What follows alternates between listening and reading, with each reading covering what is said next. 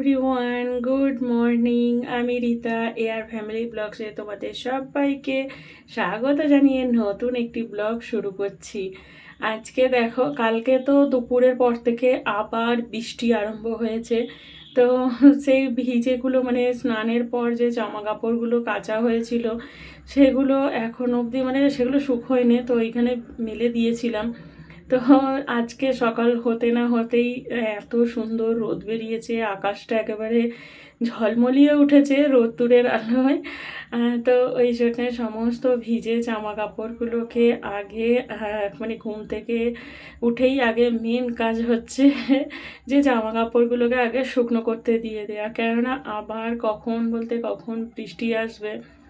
আর এখন এই প্রতিদিন এরকম হচ্ছে যে সকালবেলার দিকে একটু তাও রোদ্দুর উঠছে, আর যেই দুপুর হচ্ছে দুপুরের পর থেকে আবার সেই বৃষ্টি আরম্ভ।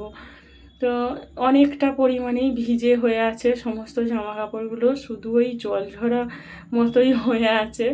তো এগুলো সকাল হতে না হতেই একেবারে শুকনো করতে দিয়ে দিচ্ছি। আসলে রোদ্দুরের আলোয় মানে রোদ্দুরের তাপে শুকনো করা আর এমনি মানে ঘরেতে শুকনো করা, তো দুটোর মধ্যে অনেক তফাৎ।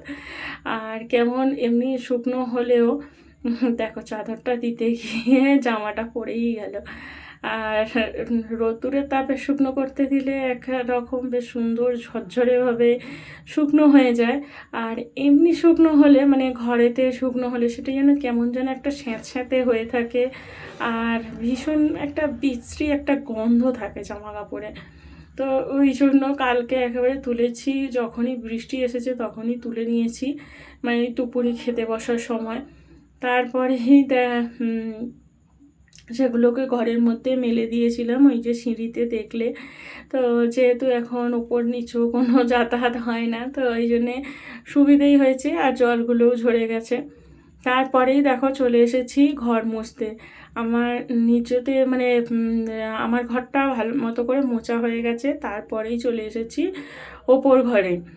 ওপর ঘরটাকেও ভালো করে মুছে নিচ্ছি। আসলে এই সকালবেলা উঠেই আগেই বাসি কাজবাজগুলো না সারলেও নয়, আবার এদিকে রোদ্দুর দেখে জামা কাপড়গুলো শুকনো করতে না দিলেও নয়। তো যেহেতু মানে মানে বড় একটা চৌকাঠ আছে, তো এগুলোকে তো আমরা চৌকাঠি বলি। তো হইতে সমস্ত ময়লাগুলো আটকে যাচ্ছে, তো ওই ন্যাতা দিয়ে দিয়ে সেগুলোকে ওইদিকে ফেলে দিচ্ছি। আর দেখো ওপর অবধি পাইপ নিয়ে এসেছি, কালকে বরকে বললাম যে আমাকে একটা পাইপ কিনে দিয়ে দিতে। তার কারণ হলো ওপর নিচু করে জল ভরতে মানে জলগুলো তুলবো, সেটা ভীষণ পরিমাণে কষ্টের। আর আগে তো জানো বাসন আমি নিচোতে মাজতাম, তো এখন যেহেতু নিচোটা একটু জোড়া হয়ে আছে, মানে সব সময় মানে পরিষ্কার হয়ে থাকে না, তো ওই জন্যে এখন এই যে পাইপ কিনেছি, পুরো একেবারে নিচই কলের মুখে পাইপ আটকে দিই, আর একেবারে পুরো উপরে নর্দমা অবধি এসে গেছে। তো সকালে যে টাইমে জল এসেছে, জল আসার পর আমি সমস্ত বালতি করে করে জল ভরে নিয়েছি নিচতে, মানে বাথরুমেও বড় ড্রামে করে করে সব জল ভরে নিয়েছি। উপরে যে জলগুলো রেখেছি সেইগুলো আমার মানে রান্নার জন্য বাসন মাজার জন্যে সব রেখেছি। ঠাকুরের বাসনে ওই গামলাতেও জল ছিল, তো ঠাকুরের বাসনগুলোকেও স্নান করে এসে ধুয়ে নিয়েছি, আর একেবারে স্নান করে নিয়েছি। নিয়ে তারপরে ঠাকুরকে জল দিয়ে তারপর এলাম একটু চা করতে। তো সকালবেলাটা একটু চা খেতে মন চায়, তো ওই জন্যই চা একটু মানে বসাবো। আসলে মানুষ হলো অভ্যাসের দাস, মানুষে মানে শরীরে যা সহাবে তাই সয়। তো সেই হয়ে গেছে আমাদের। তো সকালবেলা যখন মানে বড় অফিস বেরোতো তখন রান্না বসাতাম, রান্না বসিয়েই নিজের জন্যে এক কাপ চা করে নিতাম। তো তোমরা আগে পুরনো ভিডিওতে দেখেছো, পুরনো ব্লগে। তো সেই জন্যেই একটু চা বসিয়ে নিয়েছি, নিয়ে আর যেহেতু এখানে ঘরটা মানে ফাঁকা করে দিয়েছি, ঘরটা ফাঁকা করে দিতে অনেক উপকার হয়েছে জানো। আর দেখো চাগুলোর জন্য আমি কোনো চামচ পাইনি, চামচগুলো কোথায় এপাশ ওপাশ চলে গেছে সেটা আমি দেখতেই পাচ্ছি না, তো এই কাঁটা চামচ দিয়েই চাটাকে গুলিয়ে নিয়েছি।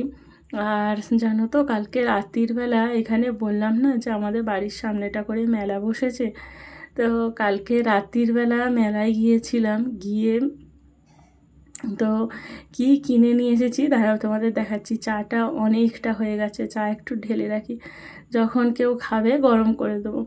তো ওই দেখো সুন্দর একটা ছোট্ট থেকে একটা টে কিনে এনেছি। আসলে এটা আমারও ভালো লাগে না, আর তোমাদেরও অতি অবশ্যই ভালো লাগবে না। আর আমি না সমস্ত কিছু জিনিসটা একটু পরিপাটি থাকবে, সুন্দর দেখতে থাকবে, তো সেইগুলো আমার ভীষণ ভালো লাগে। তো সব সময় পরিপাটি জিনিস আমার যেমন দেখতেও ভালো লাগে, আমার রাখতেও ভালো লাগে। তো ওই জন্যে সবসময় সে বাটির মধ্যে চা নিই, ওইটা যেন আমার নিজেরই কেমন লাগে। তো ছিল না, তো সেই জন্যে বাটি করে করে মানে রেখেছি, মানে চাটাকে নিয়েছি। তো যাকে যাক একটু নিজের মতো করে একটু চা খেয়েছি, চা নিয়েছি, একটু ঝুড়ি ভাজা, এই চিড়ে ভাজা, আর সাথে নিয়েছি 4টে বিস্কুট। তো ওই দিয়ে সকালে একেবারে জলখাবারও হয়ে গেছে। তো সেই জলখাবার খেয়ে দিয়েই চলে এসেছি দুপুরে রান্না বসাতে। তার মধ্যিখানে মেয়েকে স্কুল থেকে নিয়ে এসেছি, চাটা খেয়ে দিয়ে মেয়েকে স্কুল থেকে নিয়ে এসেছি। আসলে এই মর্নিং স্কুলটা না যেমন একদিকে ভালো, সেরকম একদিকে আমার ভালো লাগে না। সকালবেলায় এখন বর অফিস বেরোচ্ছে না বলে, তাই যখন অফিস বেরোবে এই সকালবেলায় দিয়ে আসা নিয়ে আসাটা, তারপর এই ওখানে কিছু যদি মিটিং হয় তো সেইখানে থাকা, তো এটা আমার প্রচণ্ড মানে অসুবিধে হয়ে যায়। মানে যাদের আমার মতো সকালে রান্না, তাদের বুঝতেই পারছো যে এটা ঘুম চোখ খুলেই রান্না করে, তো সেটা খুবই অসুবিধে হয়ে থাকে। তো আজকে জানো, আজকে তো দশহরা, তো আমার একদম মনে ছিল না যে আজকে দশহরা। তো ওই জন্য হাঁড়ি করে জল নিয়েও রেখেছি ভাত বসাবো বলে। তো তারপর মনে পড়লো, মানে পাশে চা বলছে যে আজকে তো দশহরা, তো ওই জন্যে লুচি করব। তো আমার তো লুচি করলে হবে না, তো ওই জন্য আমি রুটি করব। আর তার সাথে এসে নিরামিষভাবে আলু দিয়ে পটল দিয়ে তরকারি করব। তো ওই জন্য সেই জন্য বসিয়ে দিয়েছি। আর আলুগুলোকে দেখো ছোট ছোট করে কেটেছি, আর মানে আর আলাদা করে আর সিদ্ধ করিনি। তার কারণ হলো, একে তো নিরামিষ, তার উপরে যদি আমি আলুটাকে সিদ্ধ করে নিই তাহলে খেতে একদম ভালো লাগবে না। আর উপোসের মুখে একটু বেশ তোয়াজ করে তরকারি হবে, খেতে ভালো লাগে। আর আজকে আদাটা একদম বাটিনি, জানো তো, যেহেতু নিরামিষ শুধু আদা দিতে হবে। তো এখানে আদাটাকে আর শিলে বাটিনি, একেবারে এখানে কুচোতে গিয়ে ওই ছাঁকনিটা পেয়েছি, ওই ওই চাঁচা দিয়েই আদাটাকে দিয়েছি। তো এটা ভীষণ উপকারী, তো ওই জন্যে কিনেছিলাম। তো তারপরে কিছুদিন মাঝে খুঁজে পাচ্ছিলাম না, তো আবার খুঁজে পেয়েছি, আবার তার ব্যবহার।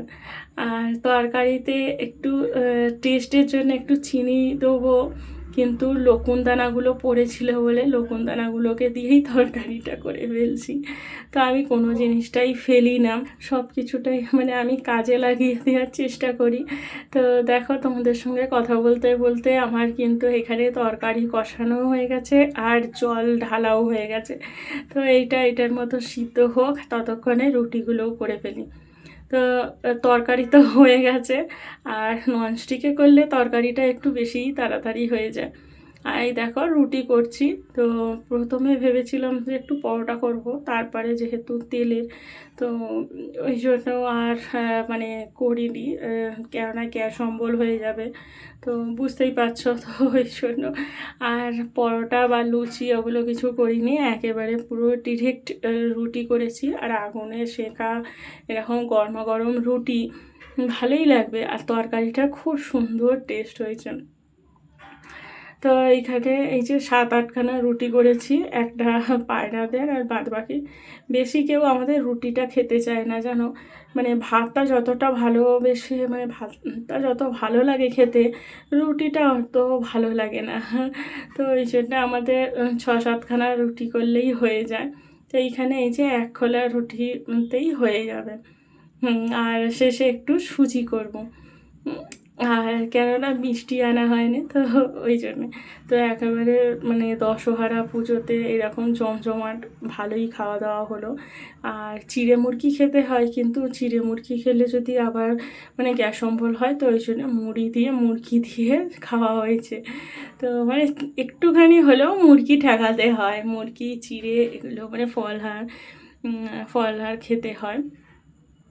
তো চলো এখানে খাওয়া দাওয়া করে নিই।